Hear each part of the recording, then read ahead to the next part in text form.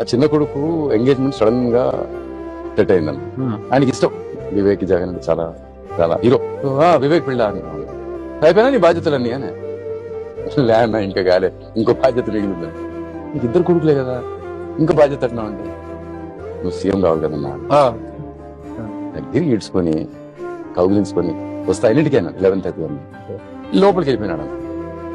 Krishnamohan Reddy, OSD, మన సుబ్బారెడ్డి అన్న, I think Sajjal గారు కూడా ఉన్నారు. వాళ్ళని పట్టుకొని ఎట్లా వస్తాడు రేపు పొద్దున? అనంతపురంలో మన ఎమ్మెల్యే గారి కూతురు పెళ్లి ఉందా, పెద్ద పబ్లిక్ మీటింగు, ఏ వచ్చిందా ఇక్కడ నువ్వు చెప్పుకో. ఆయన రాత్రి అనుకుంటున్నాడు 11:30, అప్పుడు పబ్లిక్ మీటింగ్ తర్వాత బెంగళూరుకి వచ్చి బెంగళూరు నుంచి హైదరాబాద్ వస్తాడు. అట్లా అనుకుంటున్నాడు, పోయి చెప్పుకోవాలి.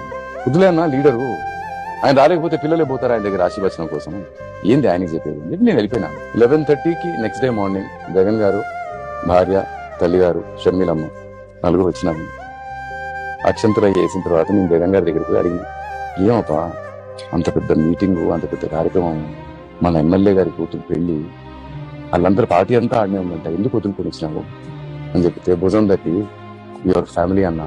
యాన్నో దూరం ఉన్నాడు రామరెడ్డి, జగన్ రెడ్డి, నువ్వు పారేసినాడు, లేకపోతే పారిపోయినాడు, ఇవన్నీ వేస్ట్ అన్నా.